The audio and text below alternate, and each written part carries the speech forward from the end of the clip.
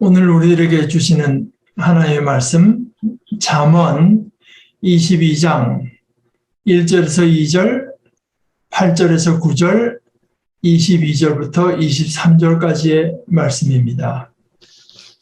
많은 재산보다는 명예를 택하는 것이 낫고 은이나 금보다는 은총을 택하는 것이 낫다.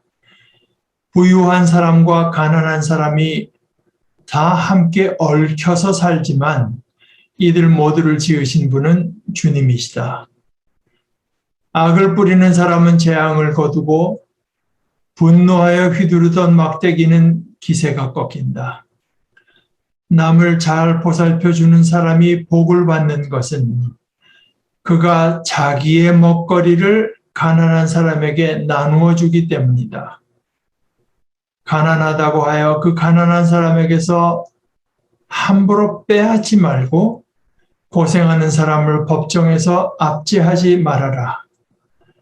주님께서 그들의 송사를 맡아주시고 그들을 노력하는 사람의 목숨을 빼앗으시기 때문이다.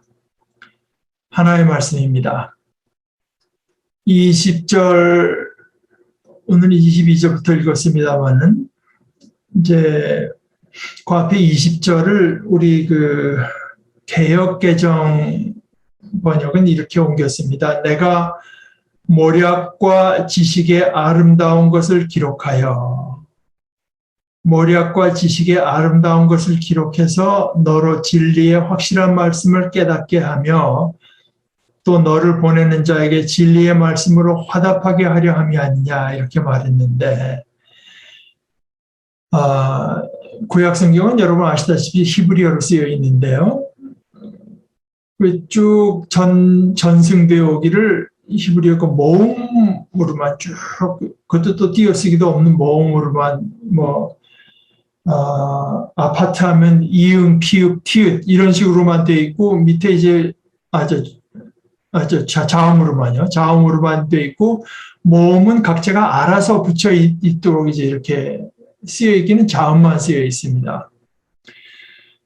그런데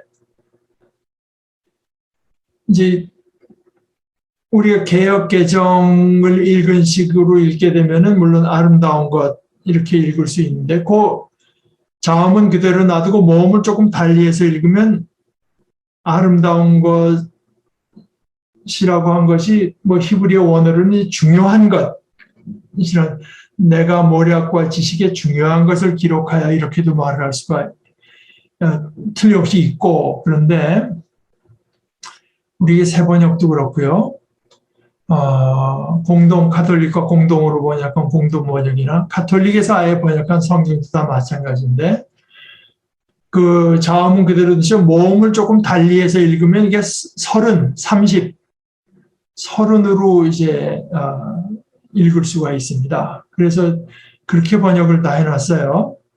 그리고 그 20절 말씀이고, 이제 22절서부터 24장에 걸쳐서 쭉 숫자를 세면 30개의 지혜의 말씀, 지혜 잠언이 이제 열거가 되어 있습니다. 그리고 우리가 이제 가진 새 번역은 아예 거기다가 1, 2, 3, 4, 5, 6, 7, 8, 30번까지 이제 번호를 아예 붙여놨습니다. 30장 21절, 22절이 30번째 잠언의 말씀입니다. 이 잠언은 사실 이 지혜의 말씀들을 담고 있어서 이게 저도 그랬습니다만은 아이들과 함께 아이들이 이제 가정 예배를 드릴 때 온 식구가 이제 나누기에 적절한 부분들이 많이 있습니다. 그런데 또 어떤 부분은 이게 하나님과 우리와의 관계나 또는 거기서 파생되어 나오는 어떤 신앙의 지혜라기보다 어떤 데 가게 되면 이건 처세의 지혜 정도로 느껴지는 부분들도 있습니다. 여기 오늘 이제 그 30개의 잠언에도 예를 들어서 이런 것들이 있습니다. 22장 26절에서 27, 이것은 세 번째 잠언인데요. 빚 보증에 대한 이야기가 있습니다.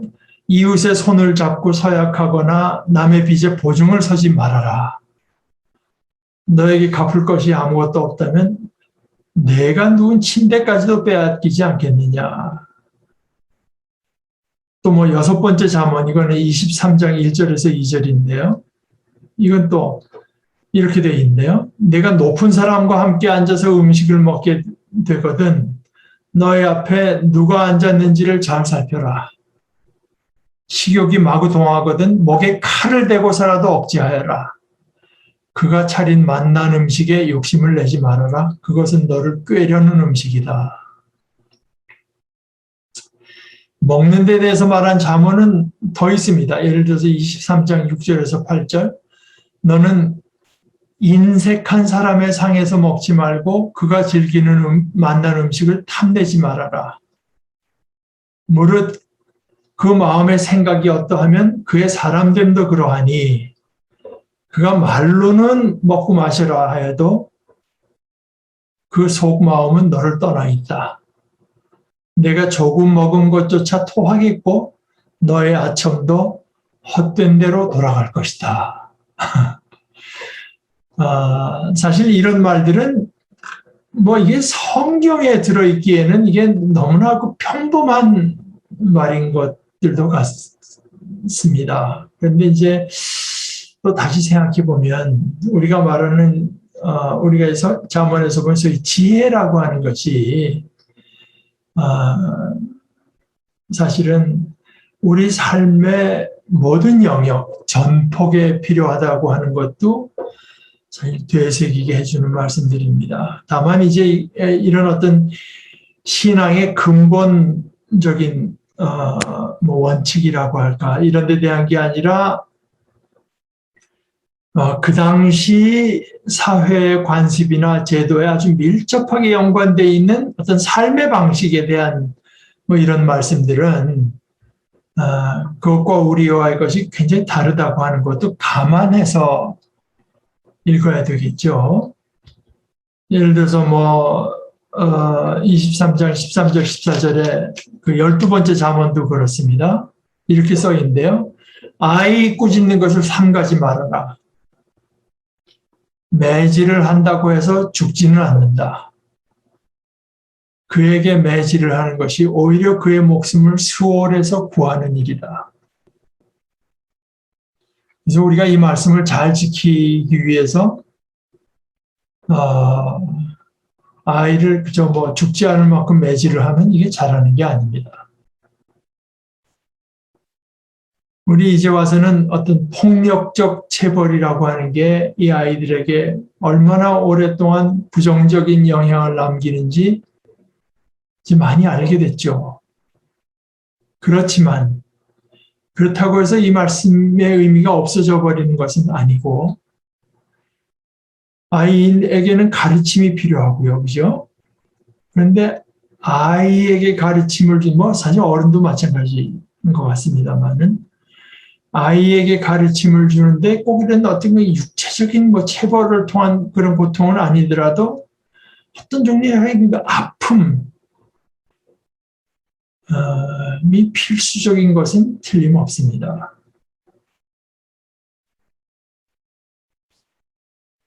그래서 이런 잠언 30개를 모아놨는데 이것을 우리가 가진 세번역에서는 22장 20절엔 이렇게 부릅니다.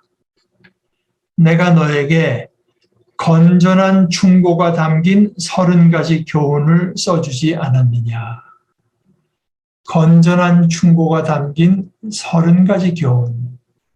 뭐 이런 30가지 이런 게 이제 있는 걸 보면은 이거는 뭔가 하여간 정류가 돼. 이제 가려내서 뭐 정류 아주 우리가 뭡니까 그 원유에서 석유를 이제 추출하는 걸 정유라고 한다면 또 정유수 하는 말 합쳐 정유라고 할 수 있겠는데 어떤 그 30가지 정유된 교훈을 이제 꼭 필요하다고 생각된 30가지 교훈을 전달해 준 것인데요.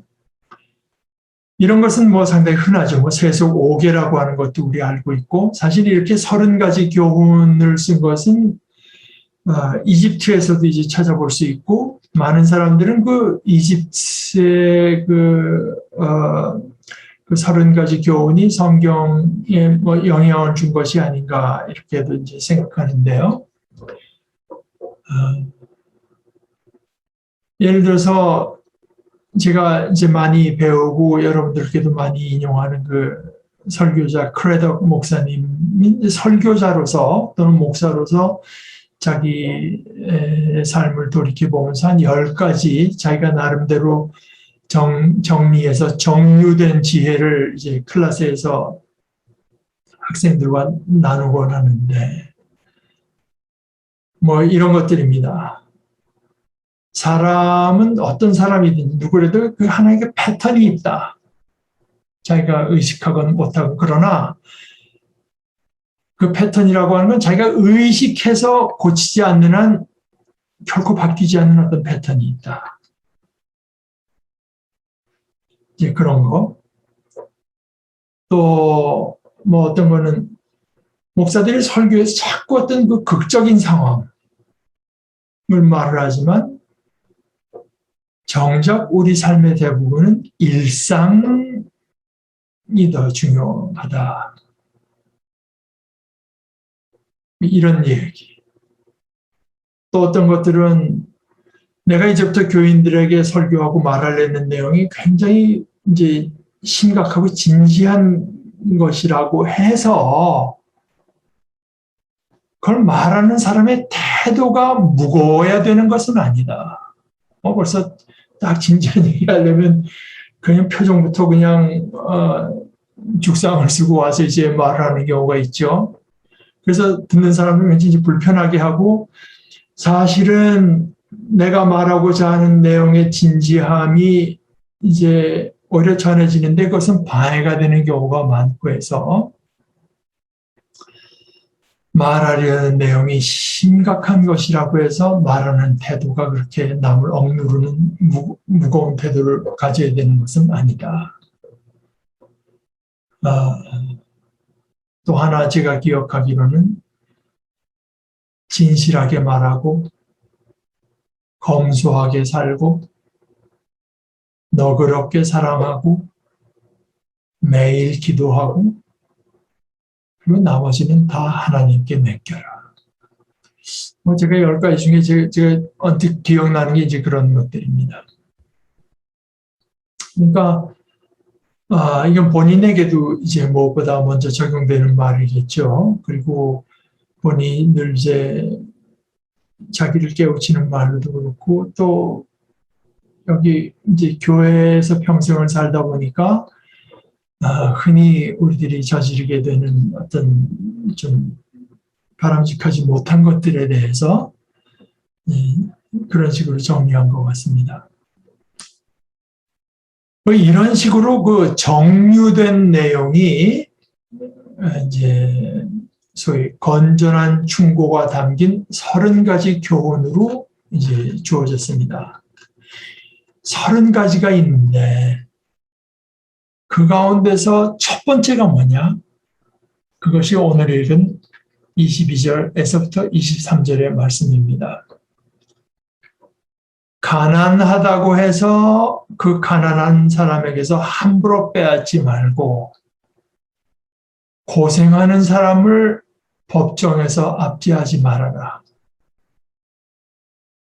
주님께서 그들의 송사를 맡아주시고 그들을 노력하는 사람의 목숨을 빼앗으시기 때문이다. 제가 신학교에 다닐 때 이제 신약 성경을 배우다가 그 요한계시록에 왔을 때 가르치는 교수 한 분이 이제 그 요한계시록 21장 8절을 이제 읽었습니다. 이렇게 되어 있는데요. 그러나 비겁한 자들과 신실하지 못한 자들과 가증한 자들과 살인자들과 음행하는 자들과 마술쟁이들과 우상 숭배자들과 모든 거짓말쟁이들이 차지할 몫은 불과 유황이 타오르는 바다뿐이다. 이것이 둘째 사망이다. 읽고 나더니 거기 앉아있는 소위 그 진례교인들, 그 신학생들에게 묻습니다. Can a Baptist be a liar? 침례교인이 거짓말쟁이일 수 있습니까?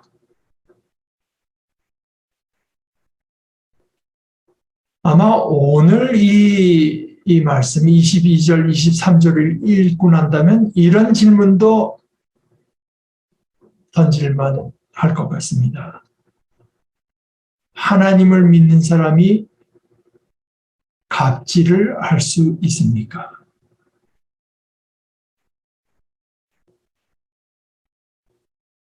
이 말씀은 특히 우리가 오늘 함께 읽은 2절과 9절 앞에 나온 그 두 말씀과 연관해서 생각할 만합니다. 2절에는 이렇게 말했는데요. 부유한 사람과 가난한 사람이 다 함께 얽혀서 살지만 이들 모두를 지으신 분은 주님이시다. 개역 개정 성경은 이렇게 옮겼습니다. 가난한 자와 부한 자가 함께 살거니와 그 모두를 지으신 이는 여호와시니라. 그런데 여기 함께 살거니와는 따로 줄을 붙여서 원어의 뜻으로는 서로 만나거니와가 된다고도 밝혀놓았습니다. 인간 세상의 삶에 가난한 자와 부한 자가 있습니다. 이들이 서로 얽혀서 살게 되어 있습니다. 그러니까 제 기억에 이제 저희가 신학교 졸업할 때 그때 이제 그 외부 연사로 오신 분이 카터 대통령이었는데 그이가 이 얘기를 말하면서 이 성경 기절은 아닙니다만은 가난한 사람은 누구고 부한 자가 누구냐. 이 미국 땅에 사는 사람들처럼 미래를 생각할 수 있고 미래에 대한 계획을 세울 수 있는 사람이면 부유한 사람이다. 세계의 인구를 볼 때 자기는 그렇게 본다. 이제 이렇게 말했는데요. 인간 세상의 삶에 그런데 그 가난한 자와 부한 자가 있고요. 이들이 서로 얽혀서 살게 되어 있습니다. 그리고 그것이 우리의 삶에 아주 중요한 면들 가운데 하나입니다. 근데 이렇게 이제 얽혀서 사는데요. 주로 이제 지혜가 말을 하는 그 대상은 주로 부한자에게 향해서 말합니다. 긍정적으로도 말하고 부정적으로도 말합니다. 9절 남을 잘 보살펴 주는 사람이 복을 받는 것은 그가 자기의 먹거리를 가난한 사람에게 나누어 주기 때문이다. 22절, 23절은 이제 방금 읽은 바와 같습니다. 이건 부정적으로 말을 한 거죠. 가난하다고 해서 그 가난한 사람에게서 함부로 빼앗지 말고 고생하는 사람을 법정에서 압제하지 마라. 이걸 하지 말라는 것이고 앞에 것은 이제 잘 보살펴줘라 하라고 하는 것이죠. 이 부한 자와 가난한 자가 얽혀 사는데 특히 그 부한 자들이 마음에 새겨야 될 것이 우선 있습니다. 우리를 모두를 지으신 분은 주님이시다. 자신 또는 자신들이 가난한 사람, 나와 얽혀 살게 되는 가난한 사람, 부한 사람끼리 우리 따로 살면 좋겠는데 그게 아니고 얽혀 살도록 되어 있는 가난한 사람을 어떻게 대하는가에 하나님의 관심이 대단히 크다는 것을 기억해야 된다. 는 말씀입니다.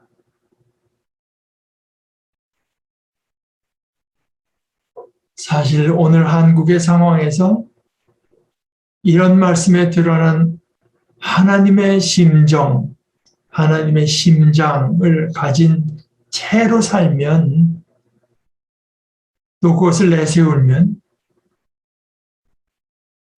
교회에서도 어떻게 좀 생각하면 교회에서 더욱 그렇게 환영받지 못할 것 같은 불행한 느낌을 제가 지울 수가 없습니다. 그러나 인간의 칭송이나 인정을 받는 것이 우리 영혼에는 오히려 해롭거나 심지어 위험할 수 있는 것을 우리들이 함께 기억했으면 합니다.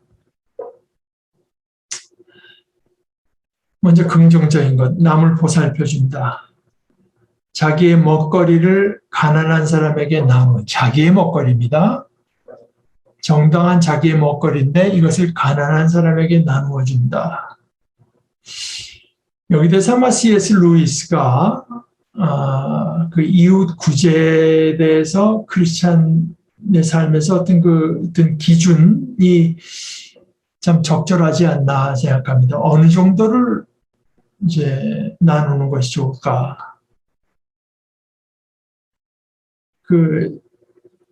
자기가 뭐를 해서 나누려다 보니 자기가 하고 싶은 일에 좀 지장이 있을 정도.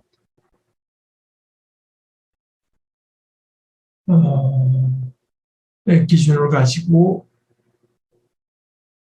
나누면 좋지 않겠는가.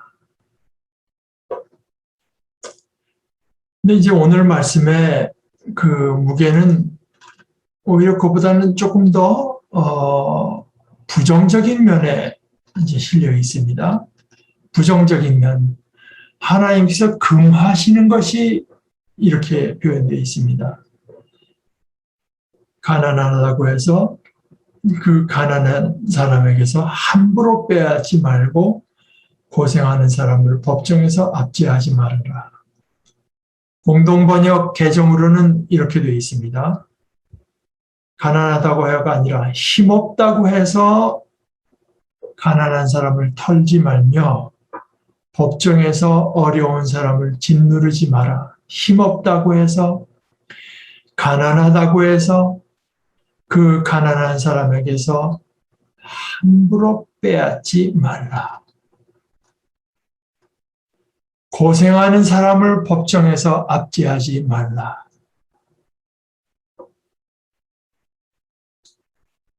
법정은 중립적이어야 된다는 생각은 성경의 생각은 아닙니다.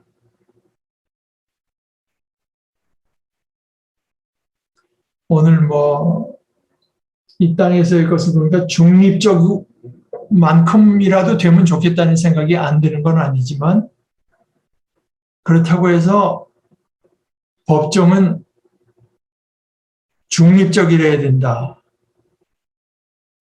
생각이 성경의 생각은 아닙니다. 이게 놀랍죠? 중립적이어야 될 거 아닙니까? 그렇다고 해서 물론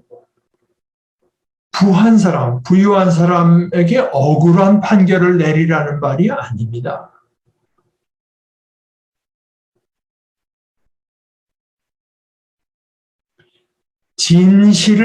사실을 왜곡하라는 뜻도 물론 아닙니다. 힘없는 사람, 가난한 사람, 고생하는 사람이 행여라도 억울한 일을 당하지 않도록 그것을 마음에 새기고 또 새기라는 뜻입니다. 어떤 의미에서 성경은 그만큼 편파적입니다. 하나님이 그만큼 편파적이시기 때문입니다. 하나님이 그만큼 편파적이라고 하는 것은 다음 절에서 더 분명히 드러납니다. 주님께서 그들의 송사, 힘없는 사람, 가난한 사람, 고생하는 사람의 송사를 맡아주시고 그들을 노력하는 사람의 목숨을 빼앗으시기 때문이다. 이거보다 더 명확하게 하나님의 입장을 드러내기도 어려울 것입니다. 아니, 재판관이신 하나님, 심판관이 모든 것에 위에 계신 하나님께서 부한 사람과 가난한 사람, 힘 있는 사람과 힘 없는 사이에서 아니 중립을 지키셔야지요. 아니요. 하나님은 결코 중립적이시지 않습니다. 몇 해 전에 광화문 광장에서 소위 그 유민이 아빠를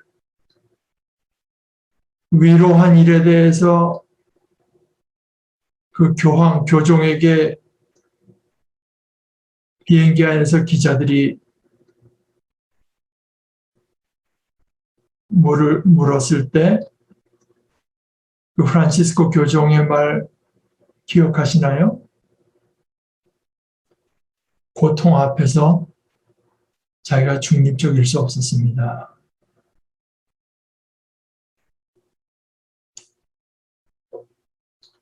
하나님은 약한 자와 힘없는 자, 가난한 자, 고생하는 사람, 어려운 지경에 있는 사람, 눈물 흘리는 영혼의 편이십니다. 이것이 하나님의 공정함, 진짜 공정입니다.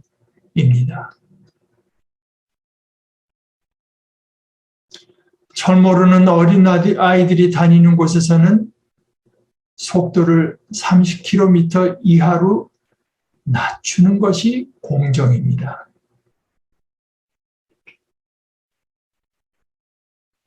장애를 입은 사람들에게는 더 편안한 장소와 더 넓은 자리와 더 많은 시간적 여유를 주는 것이 공정합니다.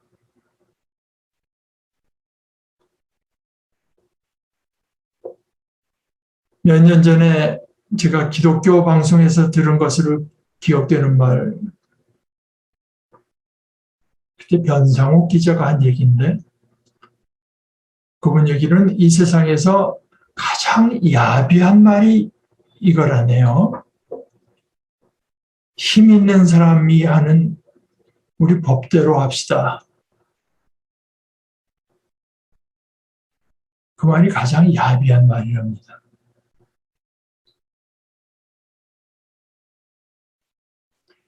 하나님 안에서 사랑과 정의, 불쌍히 여기는 마음, 긍휼과 공정함이 하나가 됩니다. 하나님 앞에서는 최종의 존재가 되신 하나님 앞에서는 사랑을 품지 않고서 의로울 수는 없습니다. 가난하다고 하여 그 가난한 사람에게서 함부로 빼앗지 말고 고생하는 사람을 법정에서 압제하지 말아라. 주님께서 그들의 송사를 맡아주시고 그들을 노력하는 사람의 목숨을 빼앗으시기 때문이다. 하나님께서 가난하고 힘없는 사람의 변호인이 되어주십니다. 동시에 반대쪽, 이들이 가난하고 힘없다고 해서 법을 잘 모르고 뭔가 무지하다고 해서 약점이 있다고 해서 그들을 함부로 노력하고 그들의 권리를 함부로 빼앗는 사람에 대해서는 하나님께서는 검사와 판사와 집행자의 역할을 동시에 수행하십니다. 그것이 하나의 법입니다. 그것은 하나님 자신의 법을 따른 것입니다. 그러니까 요즘 말로 하자면 하나님께서는 입법, 사법, 행정의 역할을 모두 수행하시는 것입니다. 결코 가난하고 힘없는 사람의 처지를 이용하려 들지 말라. 이것이 건전한 충고가 담긴 30가지 교훈들 가운데 제1번입니다. 이것은 재판을 내리는 판사의 입장이 얼마나 중요한 것인가도 말해주지만 그분들에게만 해당되는 것은 아닙니다. 아까 우리가 교독한 시편의 말씀대로 의인이 불의한 일에 손대지 못하게 하려면 의인이 분깃으로 받은 그 땅, 우리가 살고 있는 이 땅에서 악인이 그 권세를 부리지 못하게 하여야 한다. 이것을 기억하십시다. 부유한 사람과 가난한 사람이 다 함께 얽혀서 살지만 이들 모두를 지으신 분은 주님이시다. 이것도 마음에 새기십시다. 남을 잘 보살펴주는 사람이 복을 받는 것은 그가 자기의 먹거리를 가난한 사람에게 나누어 주기 때문이다. 우리 함께 기도하십시다.